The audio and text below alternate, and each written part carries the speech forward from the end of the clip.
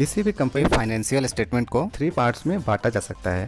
पहला है income statement, दूसरा है बैलेंस शीट और तीसरा है कैश फ्लो। इनका जो थर्ड सेक्शन होता है वो होता है कैश फ्लो का।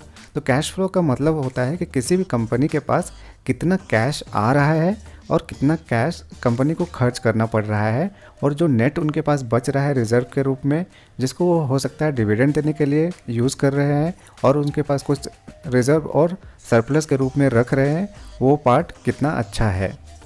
अब हम थोड़ा डिटेल में समझने की कोशिश करेंगे कि किसी कंपनी के पास जो कैश आता है वो कितने तरीक़ों से या कैसे आता है। तो एक तरीका हो सकता है कंपनी का जो ऑपरेशनल्स एक्टिविटी है, जैसे कि उनका जो प्रोडक्ट बनता है या फिर जो सर्विसेज जनरेट होते हैं उसको बेच के जो पैसा आता है, वो उनका एक तरीका हो सकता है कैश आने का। दूसरा तरीका हो सकता है इन्वेस्टमेंट के थ्रू। अगर कंपनी ने अपने कुछ सरप्लस या पैसों को कहीं फिक्स डिपॉजिट या कहीं पे लगा के रखा है, तो उससे जो इंटरेस्ट उनको आएगा वो भी उनका एक कैश आने का जरिया हो सकता है। नेक्स्ट जो तरीका हो सकता है कंपनी को कैश आने का, वो हो सकता है उनको इस फॉर्म में कि कंपनी को लोन लेना पड़े अपने बिजनेस को एक्सपैंड करने के लिए, उनको उस वाले केस में भी कुछ कैश आता है जो कैश फ्लो के अंदर ही आता है।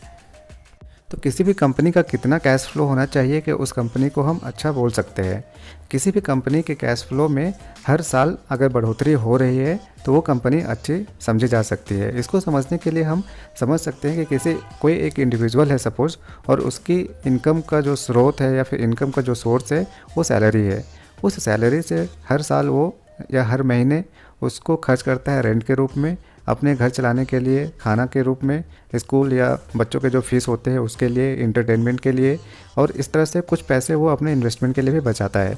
तो जो पैसा उनका कैश इनकम हो रहा था वो इनफ्लो हुआ, और जो कैश जो स्पेंड हो रहे थे वो उनका कैश फ्लो आउट हुआ, और जो नेट उनका सेविंग हो रहा है उसको आप समझ सकते हो कि जो एक्चुअली जितना सेव कर पाएंगे तो उस हिसाब से वो उतने ही स्ट्रॉन्ग होंगे।